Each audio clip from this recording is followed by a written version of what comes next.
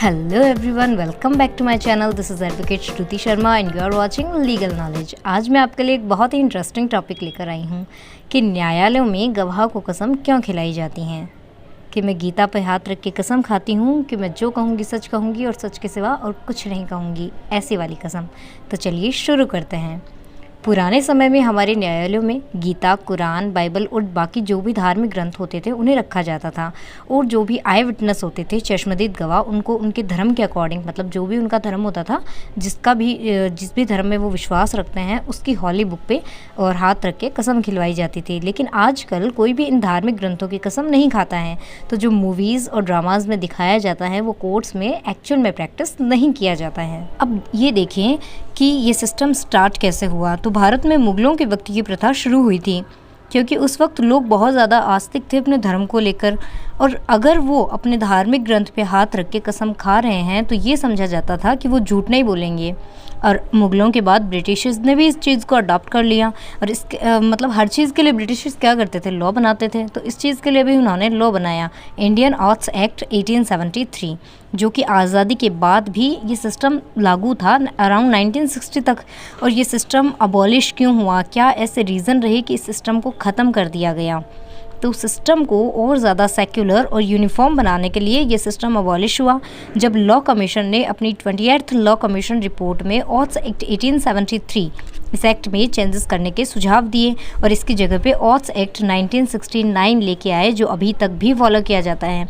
और अब क्या कहा जाता है कि मैं ईश्वर को साक्षी मानकर जो कहूँगी सच कहूँगी और सच के सिवा और कुछ नहीं कहूँगी। इसमें एक इम्पॉर्टेंट बात यह है कि 12 साल से कम का बच्चा अगर गवाह है तो उसे कोई कसम नहीं खिलाई जाती हैं।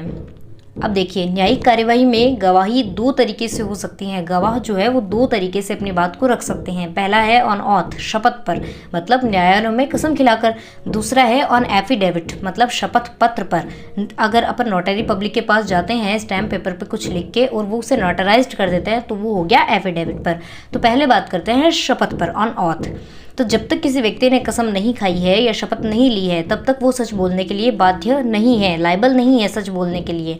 कसम खाने या शपथ लेने के बाद कोर्ट में वो व्यक्ति सच बोलने के लिए बाध्य हो जाता है। यदि वह शपथ लेने के बाद भी झूठ बोलता है तो वह किसी भी धर्म, जाति, समाज का हो, वो अपराध कारित करता है। अब हम देखते हैं शपथ का महत्व। जुडिशियल प्रोसीडिंग में, न्यायिक कार्यवाही में गवाह जो है वो सच बोलने के लिए बाध्य हो जाता है। कब? शपथ लेने के बाद। ठीक है। और ये भी कोई ज़रूरी नहीं है कि कसम खाने के बाद कोई भी गवाह सच ही बोले, झूठ भी बोल सकता है। तो फिर क्या होगा, पाप लगता है? नहीं, ऐसा नहीं है। हमारी भारतीय दंड संहिता सेक्शन 193 के अंदर 7 साल तक की सज़ा का और जुर्माने का भी प्रावधान है, पनिशमेंट फॉर गिविंग और फैब्रिकेटिंग फॉल्स एविडेंस। तो अब अगर शपथ लेने के बाद भी कोई गवाह झूठ बोलता है तो उस पर आईपीसी की धारा 193 इम्पोज की जाएगी।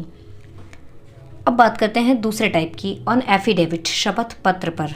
नोटरी पब्लिक के सामने जो एफिडेविट हम बनवाते हैं उसके अंदर अगर कोई भी गलत बात लिखी गई है, गलत जानकारी हमारे द्वारा दी गई है और एफिडेविट नोटराइज्ड हो गया है तो फिर 7 साल की सज़ा का प्रावधान हमारे लिए है, ना कि उनके लिए। क्योंकि नोटरी पब्लिक जो कुछ भी लिखते हैं, जो भी नाम हम बताते हैं खुद का या पिता का या पता हमारा जो भी हम बताते हैं, वो उसमें वैसा का वैसा लिख देते हैं, उसको क्रॉस वेरीफाई भी नहीं करते हैं।